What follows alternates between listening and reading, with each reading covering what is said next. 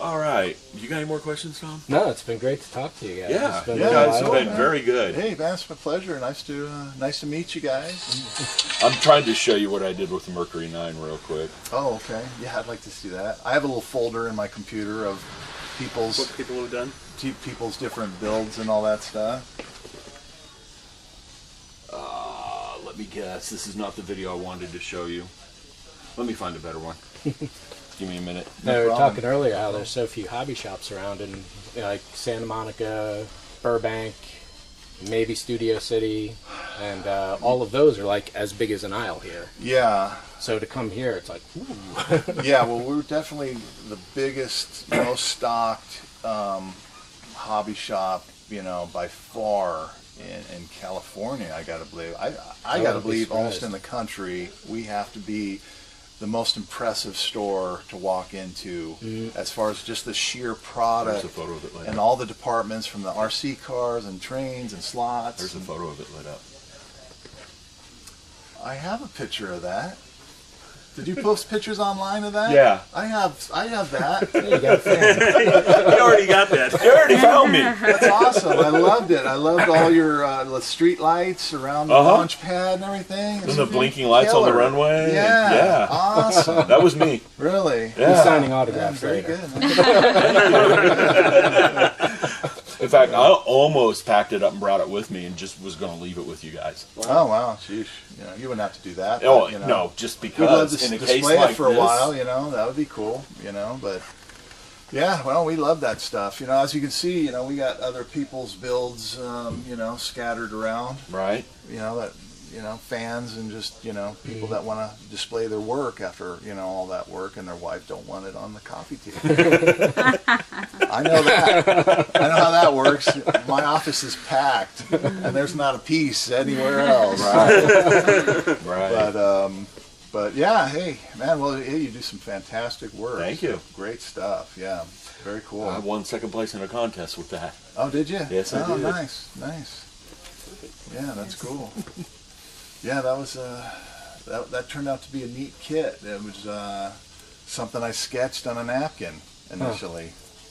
Then I did a little rough Photoshop on it, and then I like did it the more top of a part complete because it concept. looks just like a 1930s If sci-fi. you send me an email, I'll shoot you the original sketch and artwork I did when I did all the concept on All it. right, I will. Because they're kind of cool, and a lot of people like to put it with their models. You see some of the sketched up designs and little sketches of launch pads and fueling station designs, and It's always that little stuff that modelers really Yeah. love to get into. Typically like something like Star Trek, you want to see all the pre-production art Yes. and all these other little things, and Yeah. then to have the same, feeling or same procedures going on with something smaller like this, that it's just a continuity of, the big guys do it, the little guys do it, everybody in between, it's all there. Yeah. Well, I actually came from a little bigger fish, so I brought kind of my skill set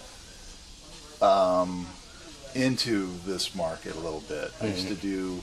I used to work for Rockwell. I was a mechanical engineer for Rockwell. Gotcha. I got into the commercial industry. I worked for the broadcast industry for a long time, designing robotic tape libraries. And it's back in the day, it was all tapes and machines being fed. And then I did a short stint at NBC doing on-air graphics. I worked for a product development company for about 5 years doing consumer product design and development and stuff. And so I just try to use everything I've learned over the years and make us as good as possible. It's a great pedigree. And make our product, and hopefully it comes out in the product. That a lot of people say, man, your stuff is just it's a little step above everybody's, from the artwork to the attention to detail and all that stuff. And and so that's what we try to just try to make as good a product as you can, because that's the best you can do, you know. And if you're going to be successful, you might as well put your best foot forward. Exactly. And if you fail, hey, it's your fault. So you did it. But No, I know. I have a small business. I know exactly how it works. Yeah. I put my heart and soul in that business, all my effort, and the business becomes part of me. in some regards. So if I get sick, the business dwindles. Sure, sure, and it's a reflection of you. Yeah, You know, It and is. I brought in a lot of the 3D modeling and CAD design aspect of things into our I did line. that years upon years ago. Before, all our products were built basically using master patterns and plugs and stuff. Panographing. Yeah, panographing, and I brought in the 3D modeling to where we can go straight from the computer files to tooling. Right. And so the fit qualities and all that stuff just totally improved. Yeah. And I also sculpt. You know, I've been a clay sculptor for a long time, but I actually have learned the new digital tools. So I do a lot of ZBrush and digital sculpting now. Like our Tarzan kit was actually done digitally, completely from start to end, from a digital sculpt to a rapid prototype, and then it was cast right off of that. I was just going to ask, do you guys grow your own prototypes and then send them off Yeah. to China? Or? Both. Yeah. We sometimes we have in the past we've used service bureaus to do the 3D prints on some of our parts, and we've recently got a 3D printer that we've started printing our own parts. High-res stereolithography printer. Nice. So it's kind of it's finicky. I don't know, but it's I had one definitely. of the MakerBot cupcakes when those first came out. Oh yeah, and sure. So we got a Form 1. We got a Form 1, and it's pretty impressive, you know. there's so many things you got to dial in. It's like, did this go wrong? Okay, Yeah. was it this? Was it that? And you just A all lot of sorts it's a complex process. So like anything that's complex, you know, Gotta get trained it's on involved. yourself. You know, yeah. So Right. you got to learn the tricks and trial by fire in a lot of ways, you know. But you get to see how parts are going to fit together before you send it off. Yeah, and in fact, most of that's done on the computer beforehand. Is all the parts are divided up. Usually, what I'll do is we'll do the complete model as a solid, just the shape of the piece, and then I'll figure out what the breakdown of the kit's going to be to optimize the parts for the tooling process. You know, so we can minimize slides and I things just that realized you are have a job constantly. a lot of people would love to have. Well, yeah, well, like most jobs, when it's your job, I know. it's your job. That's why I don't take commission work for building models. You know, and it used Then to it be becomes a something I job. did as a hobby. I still do a lot of the 3D and digital stuff on the side as well, but a lot of it is, it was a hobby in a way that kind of evolved into a Right. job. And when you do this stuff all day, you want to go home. You don't want to do this stuff, Right. And so there is that aspect of it. But yeah, there's worse things. You've been doing, breaking rocks and stuff, right? Yeah. Right. But yeah, it's been fun, and like I said, I've really. Oh, in fact, there's the Terminator endoskeleton kit right down there. Oh, those little guys. That's a prototype of the piece that's coming out. So you get a set of 5 of them on the Right. trees, and It's going to be a nice kit. you can build them up and everything and stuff. So that was done pretty much digitally. So like the ground there with the skulls and the wall, that was all sculpted in ZBrush, and then we had rapid prototyped it, and then that went straight to a tooling cast after that. So transitioning into the the CAD and 3D element of production, has raised the quality of our stuff quite a bit. Right. Seems industry-wide as Yeah. well. Plastic kit from Right. the 1980s or 90s compared to now is just... Yeah, and there's just some of the benefits you get of having something you can render and actually put out a picture before it even exists, to kind of get feedback or to kind of, stir up some excitement. Not only that, since you're doing it all in a computer model, if you want to do a variation, you can do it pretty quickly. That's right. Very easily, yeah. So, Like some of your little Centauri UFO guys. yeah. You could put fins on the back of that saucer pretty Oh, I quick. got them like flipping people off and all kinds of stuff. Peace signs and everything. But, Put one stuck in traffic. yeah, on I the got one 10. smoking a cigar, and I think he ended up in our catalog at some point. But yeah, so there's definitely a big, there's a big plus to it, especially for box arts and things that you Right. need down the channel. having it in 3D, you know, to where we can actually see what the piece is. I can even measure how much plastic is going to be used on that part, you know, before it's even made, you know. Yeah. And you know, so there's some huge advantages. So all your to it. estimates are right there up front. No Yeah, guesses, you know, and then you have like the mirror abilities of the computer that you know, and as a sculptor, having to mirror something and sculpt it exactly the same, you know, it's tough. Select mirror done. Actually, I did a profile of Darth Vader for it was a Burger King promotion when they were offering the little Star Wars pieces, and we did these display boxes for ILM as a thank you for the license or whatever for this company, Right. And it was a display box that housed all the little guys. Well, on the side of the box they had Vader's profile.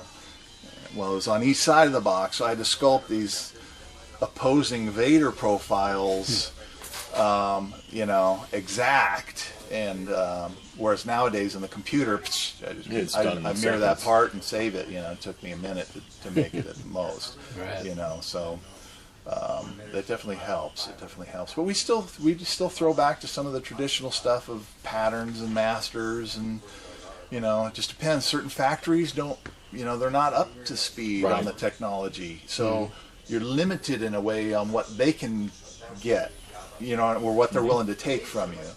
You know, so we still balance the whole circus in a way of everything from guys out there with files. It looks like at times.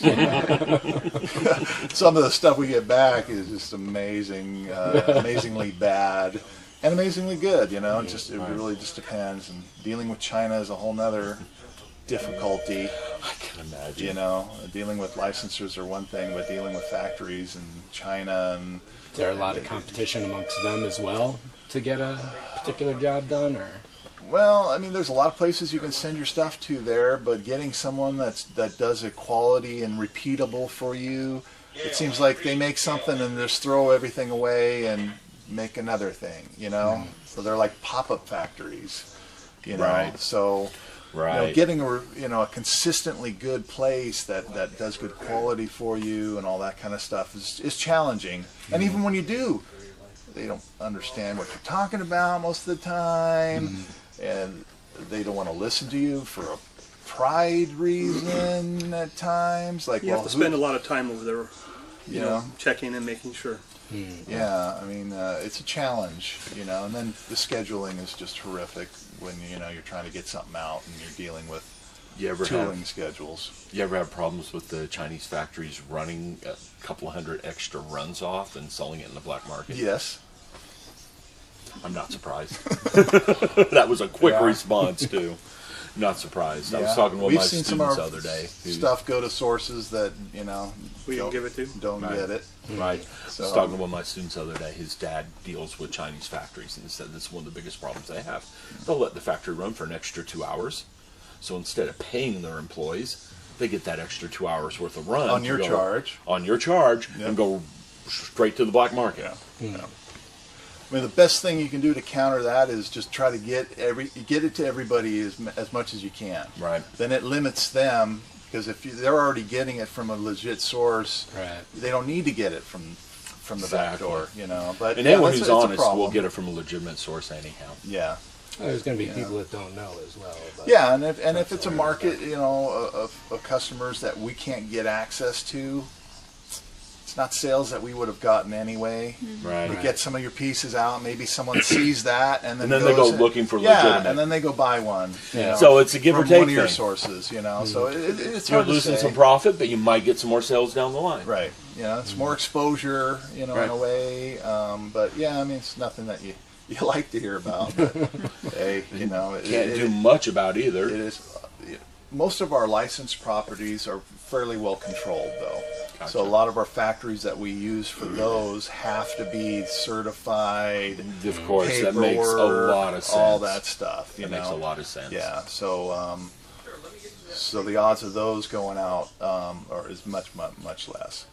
But the other stuff, you know, they feel that they can get away with, and I'm sure they do. But you know, like you say, you only have so much control. I can't go knock on their door.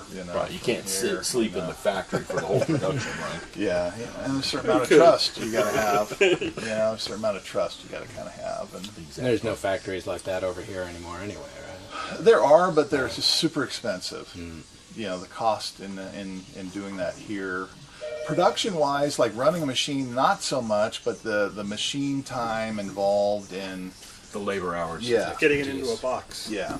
Right. All that kind of stuff. It's really hard. And to your compete. assembled plated models, someone's got to put those together, don't they? Yes. Yeah. So those are all assembly line, painted, and Yeah. boxed. And you don't want to pay and all that here. Stuff. Yeah. So very labor intensive, and it's not many places here that are willing to do it, and you're fighting what your consumers are willing to spend. You know, I mean, right. you could probably do it here, and that would be great, and I'd love to, bring the business here. But if it prices you out of the market, Then there's no point. no one wins. There is no win there. Exactly. So you still got to stay competitive just to keep a product on the market. Right. Otherwise, if it's too expensive, you won't sell enough, and you won't make another one, and it's just got a domino effect. So. All right. Well, I talked your ear off. Yeah. I mean, not bad for just the spur of the moment. No, not bad. And I'm sure that's going to get watched a lot, to be honest. Yeah. Oh, great. Because the last hobby shop review I did like this had over 1,000 views in a month. Oh, wow, cool. Well, definitely send us a link, man. I want to see Oh. how bad I looked on camera. Don't worry, I will send you a I link. appreciate Good it. to It's meet you. great talking Especially to you since guys. you offered to Nice send me meeting the you. sketches on the Mercury Night. Yeah, That's definitely. going to get put right next to it. Yeah, do it. I'll sign it. I'll do a little digital signature on there. Thank you. That works. So for sure. I mean, send it to Tom, or Tom can forward it to me, or No, it's you took Scott me. at Pegasus. You gave me your email address. Yeah. You're going to get it. Yeah, cool. All right, great. Cheers. Thank you, Scott. Thanks, guys. Take care. Take care. Thank you, Tom. All right. Well, thank you guys. Hey, thank Pleasure. you, Tom. Okay, now what I've learned building Pegasus Hobby model kits, you got to use the orange labeled Tamiya. The green holds it, but it's not strong It's enough not strong enough. Yeah. because you're mixing some ABS plastic with the styrene. Yes. If I have that right. Well, some of them are in ABS completely, and some are styrene. Okay. It usually depends on which ones we plan on possibly plating down the road. Gotcha. That Right. makes sense because the plating's going to stick better to the ABS. Yeah, and they'll tweak the molds a little bit depending on what kind of plastic they're going to be running too, as far as Right. their ejection channels and all that stuff. Because you can't you'd think you just change the plastic, but they're kind of dialed for the material. But some of the kits that we plan on offering in either a pre-built plated or a plated kit, we have to run it in the ABS, so it just makes sense to run the whole production in the ABS. Right. And I had a few problems with parts sticking together when I went to the Tamiya Orange. That quit. Yeah. Okay. No That's problems. a good tip. That's a good tip. Yeah. No problems. The green works. It just doesn't hold quite as well. Yeah, it's just you got to use it on smaller, finer detail stuff, and then I'll just still use the CA on a lot of the things that need it. Yeah. Just a little CA and some kicker, and And I've done it too.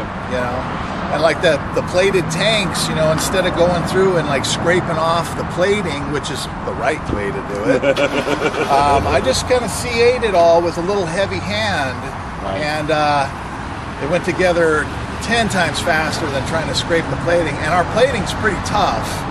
If you've ever tried to scrape our kits, the plating's pretty stout, and it would be a pain in the butt to do it. But it just depends on what kind of harsh environment I guess it's going to be Right. exposed to. Your kids or the friends or you might want to use the heavy glue. Exactly. Well, the wife tells me the battery's dying, so All right, well, thanks for no more visiting. impromptu parking lot chats. That's right. Thanks for coming. You guys have been great. Yeah, you have too. Thanks for your All time. right, That's yeah. Shoot me an email. I'll send you don't- some pictures. Don't worry, I am going to shoot you that email, Scott. Okay. All right. Yes. Well, everyone, we're leaving Pegasus Hobbies. Photobombing me. Should have saw it in the shadow, But thanks, Tom, Hey, for thanks for inviting me. This is a great and idea. coming out. It's good to get to meet you and Nellie Right. and the family. Right? And my wife enjoyed meeting you, certainly. And yeah, had a good time the other day hanging out. Yeah, we did. That video is going to be up after the Pegasus Hobby videos. These guys did us right, so I'm going to put the video for this up earlier. Okay? This is first. Just so everyone knows, the sit down and chat with Tom was like 2.5 hours long. Several days ago. 20 megabytes of video files. Not gigabytes. 20 gigabytes of video files that I'm going to have to cut into little pieces. Well, anyhow, just letting you know, we got a lot of video coming up just from this trip alone. Yep. Something about zombies. DB was talking about zombies. I'm not sure what that's about. Anyhow. Glad you could make it out here and bring all your subscribers with you. Yep, and your subscribers. And my subscribers, and have a safe trip home. I will, and we may be back out here in a year. I hope so. We'll see. The wife wants to come back. She wants to hit all the game shows. Oh, there you go. All right, see you, everyone. All right, see you, everyone.